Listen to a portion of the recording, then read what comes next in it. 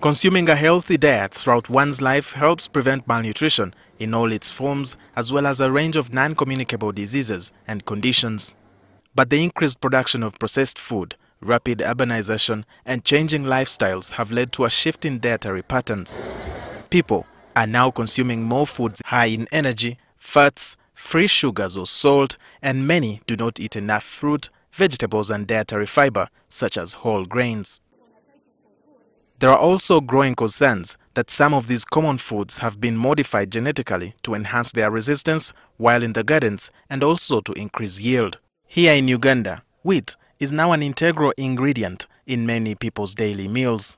But did you know that consumption of large amounts of wheat could be detrimental to your health? Dr. Paul Kasenene, a qualified medical doctor with specialties in nutritional, functional and lifestyle medicine, explains why this is detrimental. When it comes to wheat, is that wheat is being processed and refined through milling.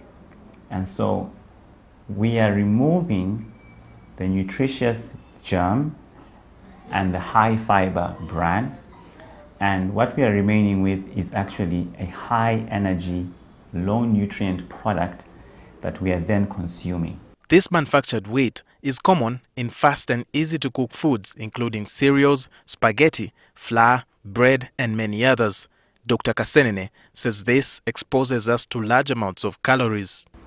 But because it's refined, it's not providing us with the nutrients that we would like to get. He says that the artificial additions like gluten in wheat are not healthy to the body if consumed in large amounts. We are seeing that digestive issues like inflammatory bowels, like sensitivity, like bloating, are linked to the amount of gluten and the wheat that we eat.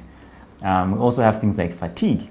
So the fact that we've refined the wheat grain and that the wheat grain now has a lot of gluten in it means that the food that we are eating from wheat can actually be quite harmful to the body. And so it's important that we learn to figure out how we can actually either get much healthier wheat into our body or to look for alternative grains. There are recommended amounts of food nutrients which we should consume daily. Our intake for energy-giving foods should be in balance with energy expenditure. Total fat intake should not exceed 30% of our daily meals to avoid unhealthy weight gain. The same applies for wheat. Grains should usually make up about 20 to 25% of the intake of the food that we consume on a daily basis. Apart from direct consumption of wheat, we also use it as a byproduct ingredient to make many other foods like chapati.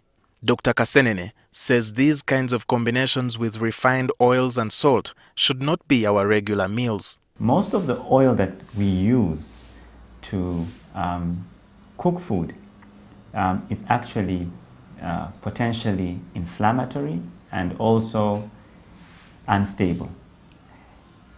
Most of us believe that vegetable oils are good for us, but there's two types of oils. There is saturated and unsaturated. Now, many of the oils like sunflower oil, like corn oil, like palm oil that they actually do use to make chapati are actually inflammatory. And so once you use such oil, on top of them being inflammatory, they actually also increase your fatty deposits. They could be a risk factor for heart disease. Every time you see oil smoking, it means it has passed its smoking point, and then it has lost its actually benefit. And what alternatives do we have to sub the modified wheat products? I would like to encourage people to go back to our traditional grains.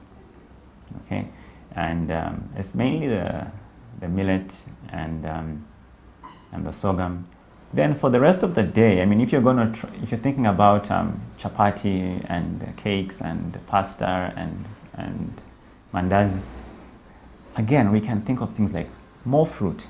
We can think of nuts and we can think of seeds. And we also have natural foods like gonja. We have things like cassava. Global Health Monitoring Body, World Health Organization, has a number of recommendations which people can follow to improve their diet. This is an intervention to control the intake of harmful ingredients in food that are considered a risk in causing non-communicable diseases. Walter Mwesije, NTV. Thank you.